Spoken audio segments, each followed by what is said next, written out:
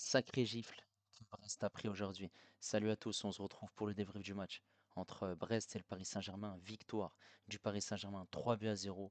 Des buts qui sont inscrits par Vitinha sur penalty à la 21e minute de jeu. Un doublé pour Dembélé, 45e et 66e minute de jeu. Merci aux personnes qui étaient présentes avec moi en live pour suivre ce match. N'hésitez pas à liker et à vous abonner si vous êtes nouveau. On est parti pour les statistiques de cette rencontre qui sont en faveur du Paris Saint-Germain, mais en termes de tirs, on est plutôt partagé, puisque 16 tirs parisiens, 7 tirs cadrés, 3 buts. Brest, c'est 16 tirs, 2 tirs cadrés. Possession à l'avantage des Parisiens, 63%, 37 pour Brest, 590 passes. Pour le Paris Saint-Germain, 344. Pour Brest, précision de passe à 88% pour le Paris Saint-Germain, 77. Pour Brest, cette faute brestoise, 13 pour le PSG, un carton jaune pour les deux équipes, un hors-jeu obtenu par les Parisiens, 3 corners parisiens, 6 pour Brest. Et là, on est parti en image pour les 3 buts du match et le 2 poteaux obtenu par les Brestois. Cette équipe de Brest qui a joué en 4-3-3 avec Bizot, Lala, Chardonnay, Koulibaly, Aïdara, un milieu composé de Magnetti, Lesmelou, Camara, et en attaque on a Issima, Ajorc et Fèvre. Del Castillo, c'est le joueur qui manquait à cette équipe de Brest. Pour cette équipe du Paris Saint-Germain, on retrouve Donnarumma, Hakimi, Pacho, Marquinhos, Mendes. Au milieu de terrain, il y a Vitinha avec Fabien Ruiz et João Neves. Et en attaque, on a Barcola à gauche, Doué à droite et Dembélé en faux numéro 9. Kvaratskhelia est sur le banc. Et c'est une première situation où c'est là que le Paris Saint-Germain va obtenir un penalty sur cette frappe de Dembélé. Juste avant, il y avait une grosse situation où il y a eu cette frappe de João Neves et l'arrêt de Bizot. Et on voit ici qu'il y a cette main décollée du corps de Pierre Lesmelou. L'arbitre va aller voir à la VAR et on voit ici clairement que c'est une main décollée du corps de Pierre Lesmelou. L'arbitre siffle le penalty pour le Paris Saint-Germain. Vitinha qui va se charger de le mettre et il le fait parfaitement à contre-pied. Bizot est battu, ça fait 1-0 pour le Paris Saint-Germain. La joie des Parisiens autour de Vitinha, forcément, il est très content parce que c'est son premier but en Ligue des Champions. Et ce n'est pas terminé parce que ça va aller très très vite dans cette rencontre et on va monter crescendo à la 34e minute de jeu. Il y aura un corner qui va être tiré par Lala. Il y aura une tête d'un joueur brestois. Ce ballon qui a été dévié par Marquinhos va heurter le poteau à droit et on voit que Donnarumma est battu. Voilà. Heureusement, il n'y a pas eu but pour le Paris Saint-Germain. Et à la 44e minute de jeu, le Paris Saint-Germain qui va se sortir du pressing brestois sur cette passe de João Neves pour Hakimi. Hakimi va accélérer, attendre le départ de Dembélé. Avant de le servir, Dembélé est servi. Dembélé face à Aïdara, ça va partir très vite. Il va le dribbler, il va rentrer dans cette surface de réparation. Le crochet, la frappe pied gauche dans un angle fermé. On voit que Bizot est battu et ça fait 2-0. Pour le Paris Saint-Germain, forcément Dembélé est en forme et il n'y a rien à dire sur cette magnifique action parisienne. Avantage au score pour le Paris Saint-Germain qui rentre au vestiaire avec ce score de 2 buts à 0. Au retour des vestiaires, on aura cette situation de la part des Brestois. Ce long ballon, ce centre d'Aïdara. Ici, voilà, un mauvais contrôle, le dégagement de Marquinhos, mais ce ballon revient sur un joueur brestois qui frappe et qui heurte le poteau. Et forcément, il y a eu aussi l'arrêt de Donnarumma sur cette frappe. Deuxième poteau hein, dans cette rencontre. Il y aura ensuite un troisième but pour le Paris Saint-Germain, cette passe de Dembélé dans la profondeur pour Barcola. Barcola qui a servi Doué et qui marque. Finalement, ça a été signalé en position de hors-jeu puisque Barcola est hors-jeu au départ de l'action. Mais le troisième but ne va pas tarder puisque il y aura sur cette action-là la passe de Dembélé pour Barcola. Barcola dans cette surface de réparation va essayer de refaire cette passe pour Dembélé. Ça a été contré. Avec de la réussite, le ballon lui revient.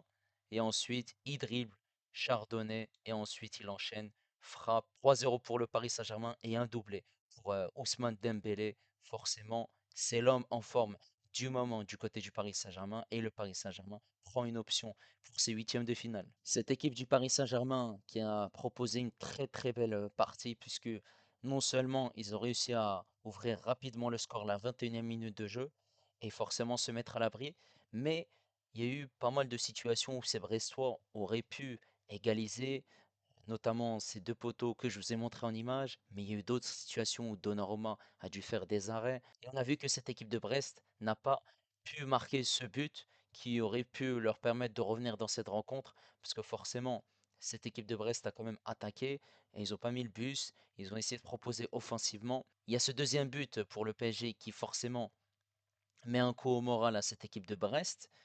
Et forcément, quand tu reviens à la pause à 2-0, c'est compliqué. Au retour des vestiaires, cette équipe de Brest enchaîne, essaye de proposer, essaye de marquer ce but pour essayer de réduire l'écart dans cette rencontre, mais c'est compliqué. Et on voit clairement que cette équipe du Paris Saint-Germain défend bien. On a Donnarumma qui fait les arrêts.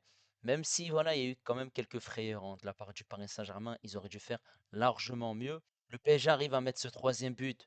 Voilà. Finalement, le but est refusé pour une position de hors-jeu. Le PSG insiste, essaye de trouver les occasions, de marquer. Forcément, soit un but sur Bizot, soit sur une défense qui arrive à quand même gêner cette équipe du Paris Saint-Germain. Et ensuite, il y a forcément ce troisième but. Et après, c'est plus compliqué pour Brest, même si en fin de rencontre, cette équipe de Brest aurait pu marquer un but malgré tout. Il y a eu un petit relâchement de la part du Paris Saint-Germain, forcément. Voilà, ça reste quand même positif pour le PSG. Et voilà, ils prennent une option pour ces huitièmes de finale. Il faut quand même féliciter hein, cette équipe de Brest qui n'a pas fait un mauvais match. Maintenant, on va parler des joueurs parisiens. Et on va commencer par Donnarumma. Donnarumma, ben, il a été au top. Il a fait les arrêts qu'il fallait. Voilà, pertinent, intelligent sur sa ligne, dans les duels et même de manière aérienne. Voilà. Il n'a pas encaissé de but, c'est un clean sheet. Bravo à lui. Sur le côté droit, on a Hakimi qui a fait une passe décisive pour Dembélé et on l'a vu en activité. Le jeu varie à gauche comme à droite et même au milieu. Voilà, très bonne activité, l'accélération. Défensivement, il ne s'est pas fait bouger. Il a même fait des retours défensifs. Il a pu servir Dembélé voilà, sur le deuxième but. Intelligent, pertinent dans l'agressivité. Voilà, il était fort offensivement comme défensivement. Prestation aboutie. Cette charnière centrale Pacho Marquinhos, elle s'est fait bouger un petit peu quand même. Non seulement on a cette équipe de Brest qui arrive à trouver des occasions, mais on a un Pacho qui a été mis en difficulté par moment par Ajor. Mais j'ai trouvé que voilà, globalement, dans la rencontre, c'est abouti hein, quand même. Cette charnière centrale a fait le job puisque déjà ils n'encaissent pas de but. Et même aussi au niveau de l'agressivité, des duels, du placement, dans la vitesse, parce que cette équipe de Brest jouait dans la profondeur. Voilà, bravo, il n'y a rien à dire. Sur ce côté gauche, Mendes, qui a été très très bon. Très bon comme Hakimi. Comme j'ai dit, le jeu varie à gauche comme à droite. Et on voyait un Mendes prendre la profondeur, percuter, accélérer, euh, être pertinent dans ses déplacements et aussi proposer offensivement. Voilà, on l'a vu monter, faire des centres, forcément, puisque cette équipe du Paris Saint-Germain, avec une défense à 3 Pacho, Marquinhos et Fabien Ruiz, ce qui permettait à Mendes de monter plus haut. Voilà, prestation aboutie pour Mendes. Ensuite, Vitinha au milieu de terrain qui marque ce penalty. Vitinha le sang-froid, et on l'a vu en première mi-temps où il a éliminé trois joueurs brestois, deux, et ensuite Pierre Lesmelou. Techniquement, il a été très très fort. Très fort, puisqu'il a non seulement été percutant, et aussi il a réussi à faire de grosses différences. Bravo à lui, voilà. Pertinent, intelligent, forcément dans ce rôle de numéro 6 pour sortir du pressing brestois, et il sait le faire. Techniquement, il a été intelligent. Il a même eu des occasions dans cette rencontre. Il y a eu cette frappe et l'arrêt de Bizot. Voilà, prestation parfaite. Fabien Ruiz.